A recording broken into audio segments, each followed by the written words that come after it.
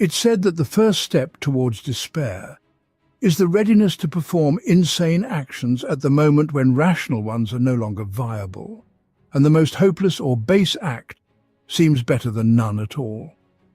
In the universe of eternal war, where every new planet might turn out to be a hell with unparalleled villains, achieving peace sometimes requires warriors capable of actions too noble for the rest. The hero of today's tale is Konrad Curze, the darkest of the Emperor's sons, who voluntarily deprived himself of a chance for a better fate. According to the chronicle recounting the life of the Primarch, his first memory was descending into the darkness-enveloped world of Nostromo. The incubation capsule pierced through countless levels of the hive city Quintus, layers of trash, and even the Earth's crust, ejecting the special child deep into the planet's bowels near its very core. It is assumed that to survive, the little Primarch was forced to swim through molten magma, or to escape through the mouth of one of the volcanoes. The crater left by the fallen capsule long instilled fear in the local inhabitants, and in the end was sealed with a special shield. Nostromo is a somber hive world, cloaked in smog so dense that its noon is as dark as midnight. The 5 main cities, numbered from Prime to Quintus, are located along the world's habitable node, serving as autonomous industrial points. However, the eternal night on this planet is caused not only by atmospheric pollution. A satellite named Tenebor, moving in a synchronous orbit between the weak star of the system and Nostromo, reliably hid the central hive cities from the sun's rays. According to sources, the inhabitants of the world were ordinary humans, distinguished from the citizens of the Imperium only by their huge black pupils, which entirely covered the surface of their eyes. This was a natural evolutionary step, as the majority of the population lived in absolute darkness, and only a small stratum of the wealthiest exploiters could afford lighting. Among the endless expanses of dirty slums, magnificent mansions and cathedrals occasionally rose, in whose windows one could see strips of blue light. Kilometre-long black pipes filled the air with the sharp smell of smoke and chemicals, and toxic dust thickly covered the city roofs and countless stone gargoyles. Yet the barren and sombre planet Nostromo was immeasurably rich, with generously scattered deposits of adamantium hidden in its depths. This strategically important metal provided the basis for the world's mining and processing industry and supported the economy of the largest hive cities. The overwhelming number of local inhabitants toiled in the adamantium mines or in the foundry shops of factories processing the metal.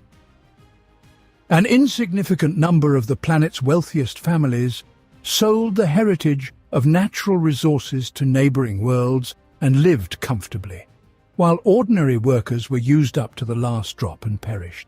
However, neighboring planets that had purchased adamantium were reselling it to the Imperium at a much higher cost, thus profiting from the greed of Nostromo's masters. Violence, murder, theft and extortion were customary phenomena in the local society. The powerful law enforcement forces were not motivated to address the problems of ordinary citizens. Their sole task was to suppress riots and eliminate those dissatisfied with the aristocracy's activities, allowing crime to flourish. To a casual observer assessing the situation, it would be challenging to discern where the bandits ended and the law enforcers began. To defend their interests and suppress the will of the powerless workers, the aristocracy hired the most brutal cutthroats from the lower levels of the hive. Life, where the best option was an early death from the polluted environment, as well as the icy cruelty from the authorities, rampant crime, poverty, starvation, and absolute powerlessness forced a colossal number of citizens to voluntarily end their existence.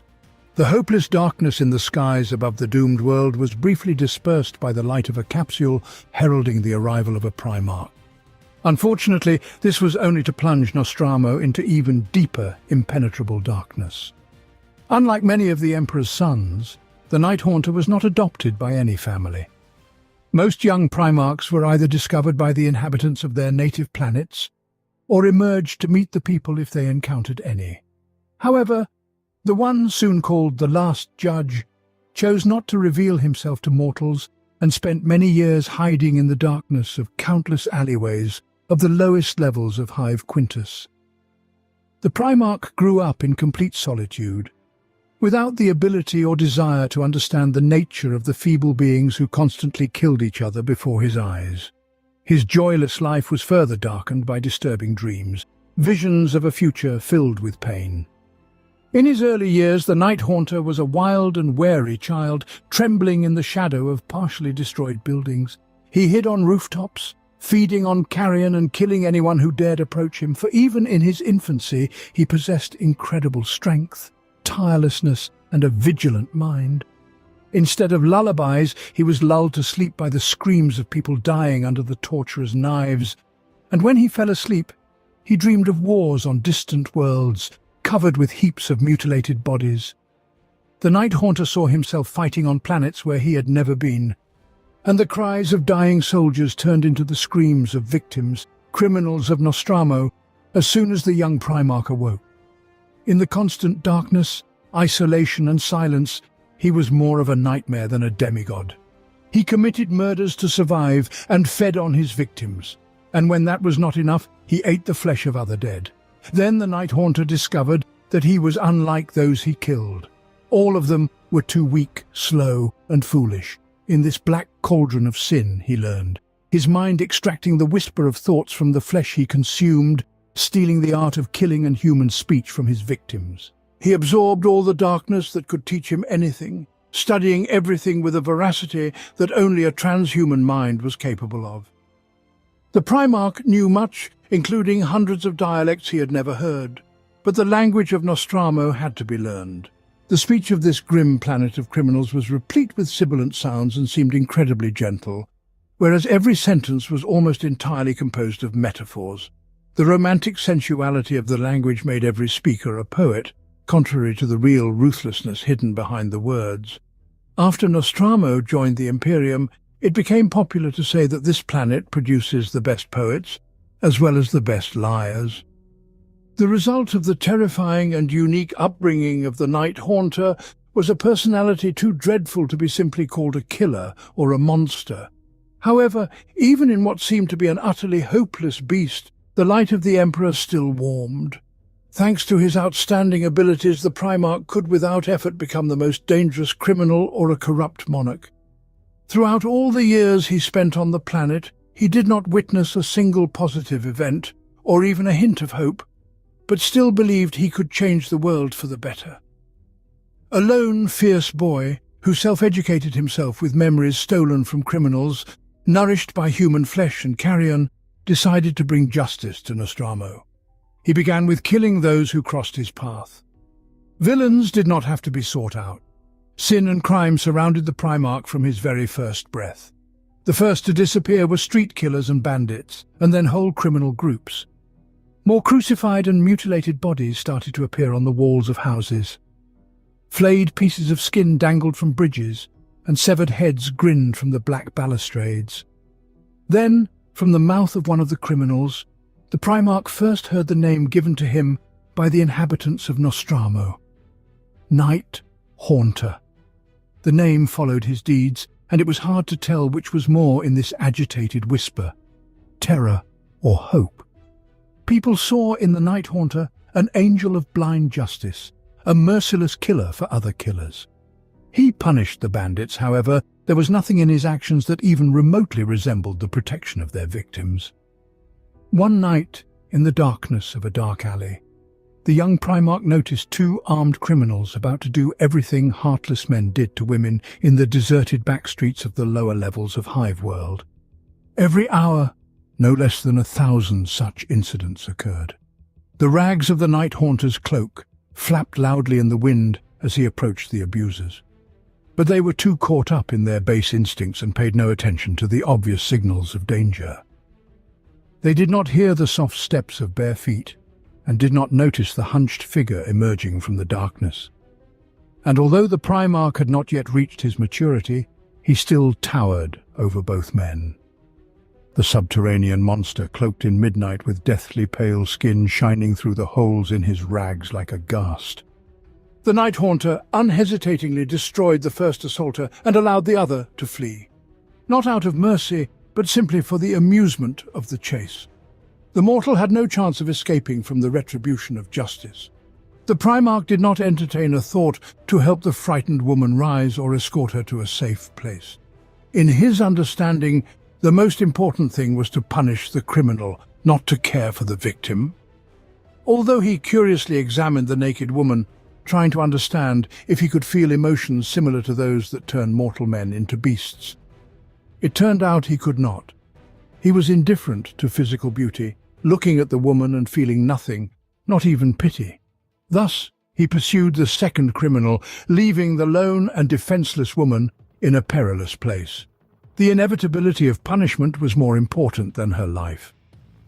Such was the Primarch's notion of justice in his youth. Catching up with the second assailant, the Night Haunter smiled with his predatory grin, displaying even pristine teeth. The rags serving as the Primarch's clothing were covered in mud, and he smelt of death. Yet, upon coming face to face with the monster, the criminal called him perfection. Even disfigured by the harsh world, the Emperor's son remained beautiful and inspired awe in mortals. Interested, the Night Haunter touched the unlucky bandit who turned out to be a young youth and saw his future.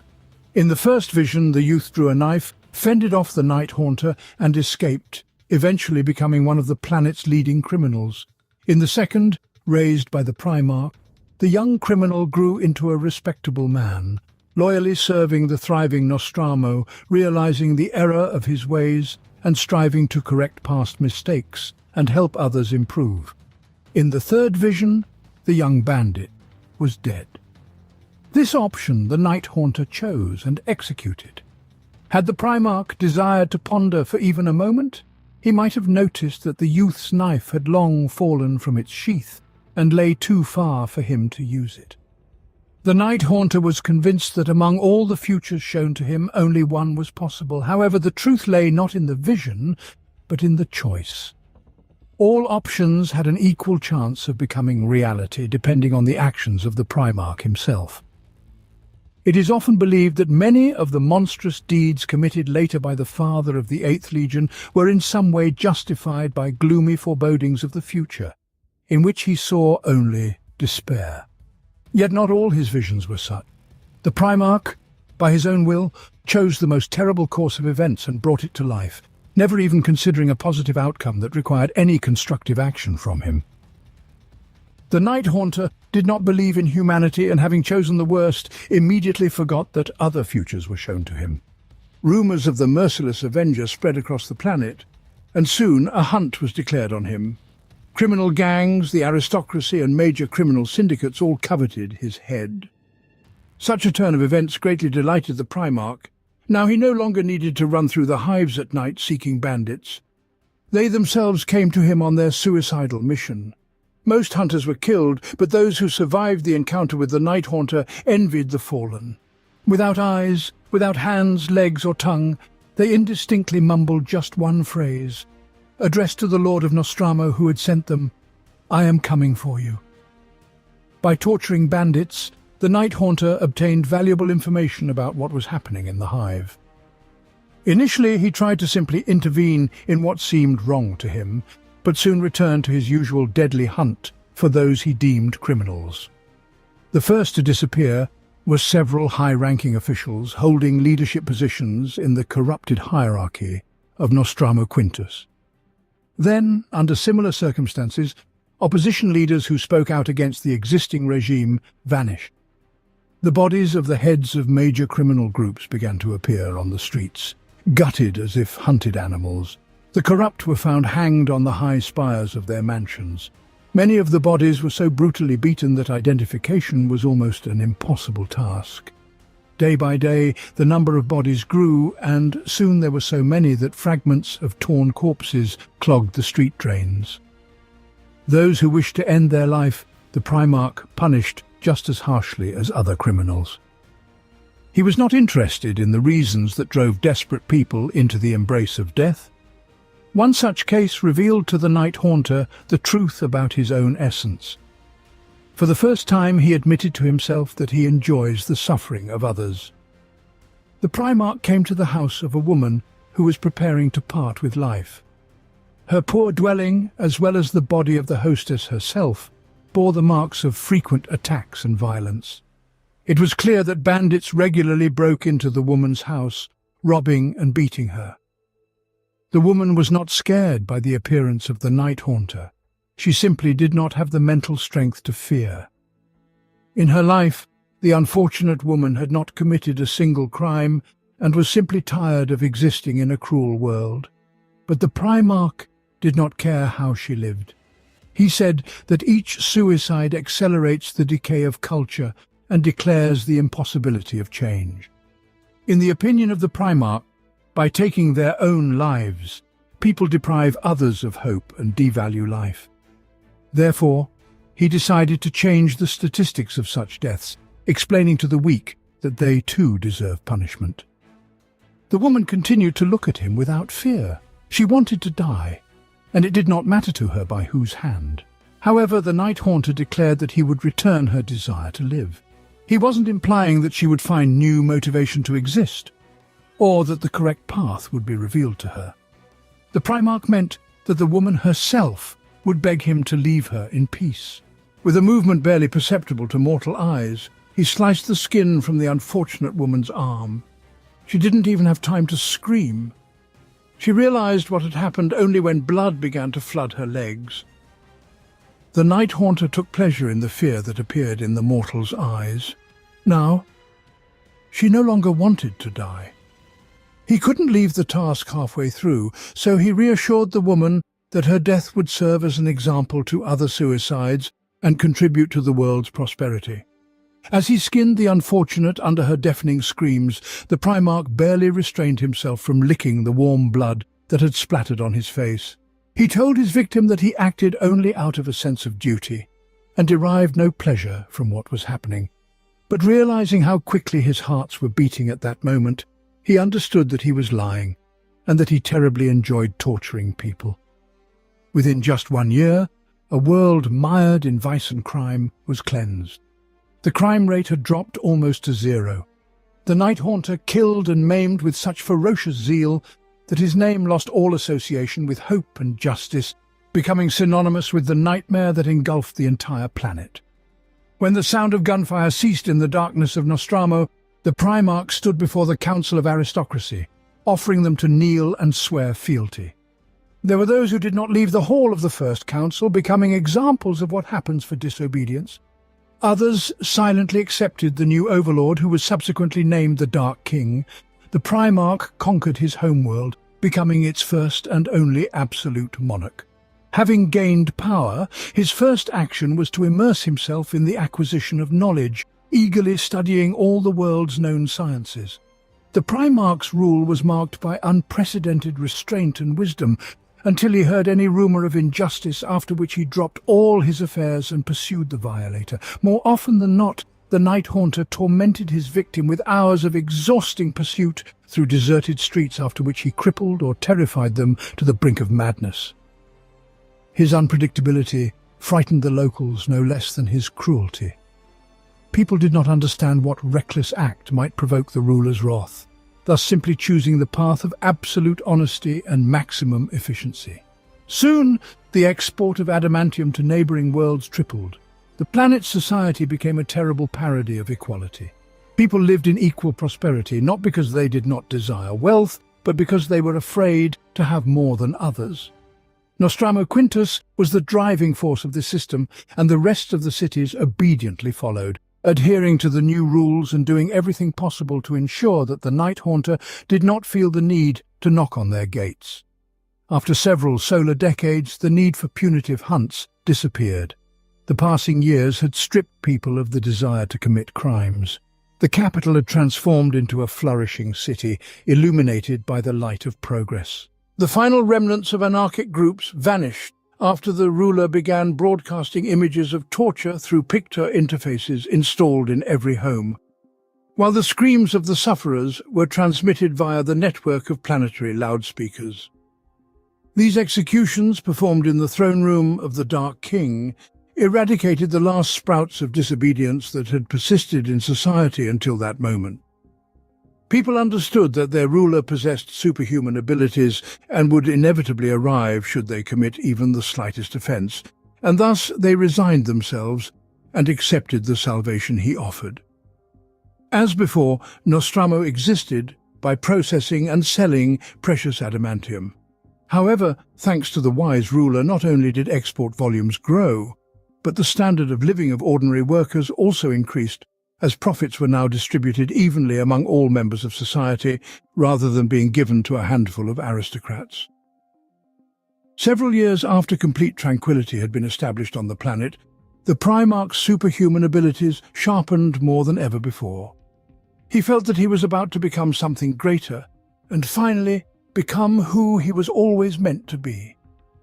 The Night Haunter foresaw the arrival of the Emperor and more. He foresaw everything. Before landing on the planet, the Master of Mankind observed it for a while.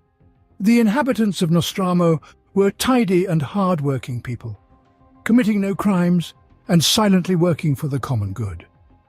At night, the streets shrouded in darkness were completely empty, as the entire population went to sleep. Although the planet existed far from the light of the imperial truth, the Dark King managed to make society a model of absolute obedience. The prophecy spoken on Nostromo predicted the coming of the Emperor as an event that would lead to the world's doom. However, the day when the Master of Mankind set foot on the gloomy planet was remembered by the local inhabitants as the happiest event in their fates. The Emperor landed on Nostromo and walked to the city centre of Hive Quintus. This procession entered the planet's history as the Delegation of Light. The earth trembled from the steps of numerous soldiers, led by magnificent giants, towering over the warriors just as they towered over mortals. The main figure in this procession was the sun, incarnate in human skin, a god in the flesh of a mortal. Accustomed to constant darkness, the world's inhabitants could not withstand the pure radiance of the Master of Mankind. All men and women, elders and children took to the streets to gaze upon the wondrous stranger. All of them cried tears of happiness, and their pale faces reflected the golden light. The rays emanating from the Emperor healed the townspeople. But still, part of those who had never seen such light before lost their sight, forever imprinting the image of the Master of Mankind in their eyes. The majority of mortals could only glimpse the golden giant through reflections in puddles, and those who dared to lift their gaze unto him spent the remainder of their days in blessed darkness. As if a single entity, the army halted when the Emperor and his sons reached the royal palace, at the gates of which the Night Haunter awaited them. The first to step forward was a demigod, clad in golden armour. He bowed his blonde head and introduced himself as Rogel Dawn. The ruler of Nostromo nodded, greeting him as an equal, but uttered not a word. Before the Night Haunter's gaze, a horrific scene of the Golden Warrior's doom flashed by. In a dark tunnel, hundreds of assassins overturned the giant to the ground, piercing his flesh with numerous bloodied blades. The second demigod was encased in grey armour adorned with intricate script. In a gesture of greeting, the warrior bowed his shaved, tattooed head. He named himself Logar Aurelian, and the sound of his voice rang through the air like a divine hymn. In the compassionate eyes of the golden-skinned giant there was sorrow. His heart mourned the unfortunate inhabitants of Nostromo, forced to lead an exhausting and joyless existence. Logar called the Dark King brother, but he continued to maintain silence. He saw how soon Aurelian's heart would be shattered, and he himself would be screaming into the burning heavens. The third giant was in black banded armour, his hands seeming forged from living silver, and in his voice were steel notes as if emanating from the bowels of a factory. The remarkable silver eyes were impenetrable, yet kindness was felt within them. The giant named himself Ferrus Manus. Before the internal gaze of the Night Haunter, the severed head of Ferrus appeared, held by the hand in purple armour. The last arriving brother introduced himself as Fulgrim. He was the only one smiling and warmly met the gaze of the ruler of Nostromo. His future laughed and slipped away, not fully revealing itself. The Emperor advanced towards the Night Haunter with arms wide open, but the latter did not step forward, instead falling to his knees. His mind and body were pierced by pain, one of his hearts burst, and a stream of blood flowed from his throat under his feet. Life force burst outward in a hot stream, burning the fingers, and countless images of murder flashed through his mind. Then the Emperor placed his hand on the son's head, instantly removing the pain and restoring sanity. He called the gasping ruler of Nostromo by his true name, Konrad Curze. Seeing before him not a faceless, timeless golden god, but a man, the Primarch realized that in fact his heart was not torn. He expressed a desire to renounce his new name and remain the Night Haunter forever. Gathering his strength, he rose to his feet, telling his father that he well knows why he was created. The Primarch followed the Emperor as if he had already done so in the past. He took command of the 8th Legion, naming it Night Lords, and thereafter led his sons into oblivion. Konrad Curze quickly adapted to the teachings of the Imperium, mastering the Astartes doctrines under the guidance of Fulgrim. Despite the 8th Legion's productivity and success on many theatres of war, an unpleasant tendency inherent in the Night Lords soon became apparent. On their path to achieving their goal, they never used anything but total, brutal, and decisive force. During the first few years of service, the Primarch transformed the 8th Legion into an efficient, emotionless army, possessing fanatical meticulousness and cruelty. The Night Haunter commanded the Space Marines to decorate their power armor with images designed to instill fear in the enemy. Subsequently, this tactic proved to be more than successful. Merely rumors of the approaching fleet of the Night Lords forced rebellious star systems to pay the imperial tithe and cease any unlawful activity, as well as to execute all mutants, criminals, and suspicious individuals by their own hand. The reunification of the Primarch and the Legion marked the beginning of a spiral down, which the Night Lords plunged into a nightmare and nihilism. Meanwhile, the planet Nostromo, breathing freely without the Night Haunter, rejected the imposed peace and returned to lawlessness.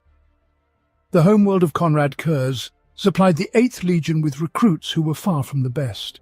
Typically, new recruits were young criminals who only increased their cruelty after being elevated to the status of Space Marine. It is believed that this poisoned the Night Lords, distorting the goals set by the Emperor and endowing the villains with the power of demigods. However, the influence of the Primarch himself had no less a detrimental effect on the Astartes. Curze manifested himself as a cruel lord and held extreme contempt for all his sons. Learning that Perturabo and Angron sometimes conducted decimation within the legions, the Night Haunter thought that if he had the opportunity to kill his sons with impunity, he simply would not know where to start. The Night Lords brought planets to compliance one after another, bringing peace to human societies through savagery. Historical sources of those times described such actions as justified, although in reality the only reason for the total annihilation of the civilian population, creation of skin removal pits, and crucifixion of citizens of entire cities, was that the 8th Legion simply enjoyed it. In a short time they transformed from necessary monsters to simply monsters. Konrad Curze began to slowly lose control over his nearly insane and uncontrollable fighters, and visions of a dark future that had tormented him throughout his life became more frequent and clearer. During the Great Crusade, the Emperor used the Night Lords as a weapon of terror to subdue planets recently captured by other Astartes legions. Their terrifying reputation compelled any planetary governor caught in fraudulent activities to swiftly pay back the due tithe to the Imperium, and the news of the imminent arrival of the 8th Legion itself scattered any groups of rebels. It was well known to all that the appearance of the Night Lords was tantamount to an order of exterminatus. Several worlds were devastated by the sons of Konrad Curze for utterly trivial crimes against the Imperium. There exists testimony proving that the Emperor of Mankind openly expressed concern about the actions of the 8th Legion, as well as fears about the psychic instability of their Primarch. The Emperor voiced words of condemnation, demands, and even threats, but carried out no actions, and the reason for this indifference will remain a mystery forever. Over the decades of service to the Father, the chain of villainies by the Night Haunter grew longer, eventually turning him against the Emperor. It cannot be said that Konrad Curze and his sons fell, choosing the side of humanity's enemy in heresy, because every action of the Primarch since his very birth was part of a direct path down into inevitable darkness. By the will of the Father, Curze came to be the living embodiment of darkness and pain, crushed righteousness and heavy foreboding. He had no other way but to plunge into the night from which he was created. The crime-ridden native planet of the Primarch continued to supply the Legion with the most brutal criminals, who became Space Marines. The emergence of a large number of vicious and immoral warriors deprived Curze of the ability to effectively govern the Night Lords. Against this background, the already severe visions of a grim future worsened. The mental suffering of the Primarch increased proportionally to the monstrous reputation of the 8th Legion. In visions as clear as day, the Night Haunter beheld his doom, as well as the fates of his brothers in his predictions. Killing each other. Learning that Nostromo had reverted to a life of crime, Konrad Curze was so shattered that he could not bear it, and shared his torments with Fulgrim, the closest among his brothers. However, Fulgrim reacted to Konrad's revelation in the worst way possible. He conveyed Curze's secret anguish to Rogel Dawn. During that period, the Imperial Fists, Night Lords, and Emperor's children were jointly fighting in the Thramas system. Fulgrim himself came to the aid of the Night Haunter, seeing how much he suffered from his visions. But the brother's words that he would perish by the hand of the Father, that many Primarchs would die fighting each other, and that the light of the Emperor, brought to Nostromo, would destroy the planet, scared Fulgrim. Therefore, he shared his fears with Dawn, who saw in Curze's words not a troubling warning, but a disdainful attitude towards the name of the Emperor. Wishing to protect the honor of the Father, Rogel Dawn stood against Konrad Curze, and soon was found bleeding out with some parts of his body severed from his torso. A weeping Night Spectre sat above the spread-eagled father of the 7th Legion, tormenting himself with guilt and hatred. He had been taken into custody and exiled to his quarters, while the other Primarchs discussed what actions they needed to take in order to quell their terrifying brother. The council lasted several hours, but its verdict did not come into effect, as Konrad Curze spent this time killing his guards, the honored Imperial Guardsmen, and disappearing into the warp together with his legion. Judging that the only place of interest to the Night Spectre in the galaxy was Nostromo, the Primarchs gave chase but were too late. By the time of their arrival, Konrad Curze had already brought exterminatus upon the unsuspecting world. Using the energy guns of the battleship Twilight, the Night Lords superheated the planet through its weakest point in the adamantine crust, which happened to be the very fracture that appeared on the planet after the landing of the Primarch's incubation capsule. The gigantic laser cannons directed a spear of pure energy into the core of the planet, tearing it apart with a catastrophic explosion. Later, Konrad Curze explained his actions to the Emperor, stating that, in his absence, Nostromo had returned to its former criminal way of life. He also said that he considered it hypocrisy to condemn the 8th Legion for cruelty, while the entire Great Crusade was an act of forced reunification of scattered human worlds. The Night Lords were confident that the Emperor considered their actions correct, as all the deeds of the Legion were the direct result of the mission that had been set before them at the very beginning of their service. Konrad Curze considered his own ways of waging war as sanctioned terror, and did not understand why all his past brutal actions went unnoticed. But for the destruction of Nostromo, he had to listen to some reproaches from the Father. The Night Haunter saw in this the hypocrisy of the Emperor, unwilling to face the reality necessary for realizing his dream of reunifying human civilizations.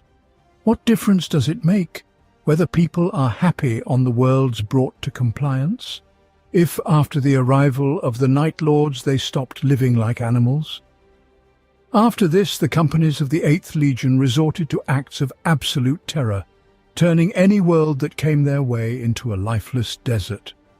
In his free time from battles, Konrad Curze in his chambers engaged in dissecting mortals, with whom he conversed. He hung people around his room in a certain order and flew into a rage if any moved the corpses from their designated places. Such behavior finally enraged the Emperor, and he was forced to recall the Night Haunter's expedition from the crusade so that he could answer all the charges against him.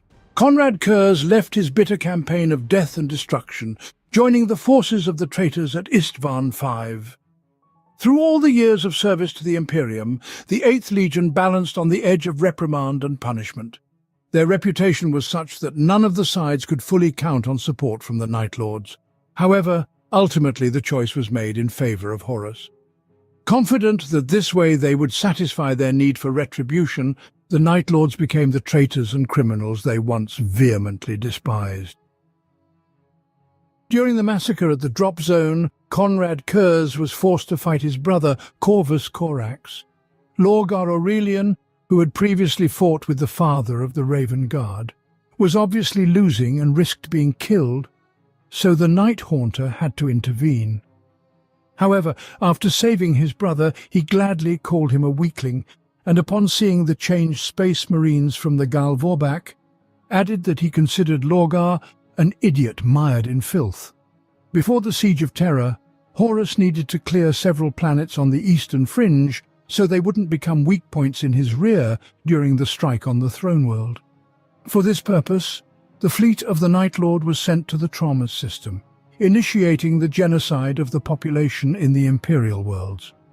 To counter the traitors, the 1st Legion, led by Lion L. Johnson, was sent to the system.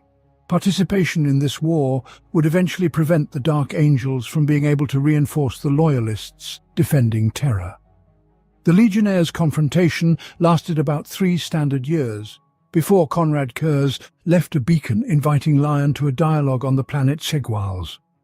At this meeting, the Night Haunter planned to break the spirit and body of his brother, but it all ended in hand-to-hand combat, at the finale of which Curze attempted to strangle Lion with his bare hands and was eventually impaled by the blade of one of the Dark Angels.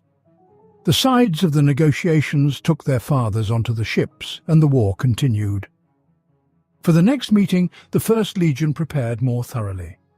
Lion L. Johnson severely injured the Night Haunter and took him captive, while decimating the present Night Lord's unit. The Space Marines of the 8th Legion, seeing their father unconscious, were surprised to find that in such a condition he looked less miserable than usual. However, as soon as Konrad Curze's body was healed, he found a way to escape captivity and disappear along with the remnants of his fleet. The Night Haunter was the only force that clouded the existence of the Imperium Secundus. Created by Robut Gilliman, Sanguinius, and Lion L. Johnson in Ultramar. His terrorist exploits almost led the ruling triumvirate to the orbital bombardment of Macragge. After the death of Horus, the 8th Legion orchestrated a series of attacks on human worlds in the eastern fringes, plunging this segment of the galaxy into chaos for many years after the end of the Horus heresy. The Night Lords never showed loyalty to the forces of chaos, and therefore, with the warrior's death, they were left to their own devices.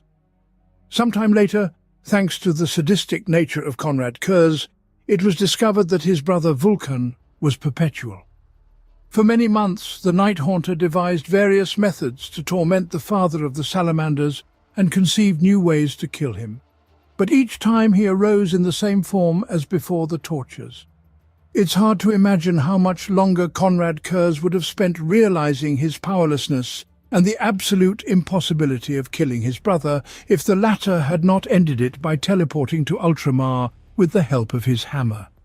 It is generally believed that Konrad Curze ended his life voluntarily, allowing an assassin from the Calidus temple named Mushen to kill him. However, it's impossible to call the Night Haunter of that period sane and capable of making any conscious decisions. The Primarch predicted his own death long before the arrival of the assassin, and named her coming as retribution for his apostasy and villainy. He ordered that no obstacles be placed in Mushen's way, allowing her not only to freely infiltrate his quarters, but also to leave them with ease. Konrad Curze spent his last hours sitting in front of a statue of the Emperor, which he himself had created from fragments of many human bodies. He conversed with the father, voiced all his grievances to him, and was sure that he was heard. The Night Haunter rebuked the Emperor for having been created as a grim assassin, and named Sanguinius and Corvus Corax as the brothers most similar to him, who were granted a more favourable fate. The Primarch blamed the father for his lethal nature, defined by the Creator, which, in Curze's opinion, did not allow him to make friends and condemned him to eternal solitude. At some point, a voice really did sound in Konrad's head, which might have been the product of the Primarch's sick mind, or perhaps the words of the Emperor himself. To all of Konrad Curze's accusations, the voice previously mentioned responded, claiming that the philosophy of the Night Haunter was nothing more than a justification for his failures, and all the bad that happened to him was merely the result of his own choices. The voice's words, regardless of whether they belonged to the Emperor or were a piercing consciousness, carried the truth of the Night Haunter's life. Among all the future paths that opened up to him, he never chose the one that leads to anything but death.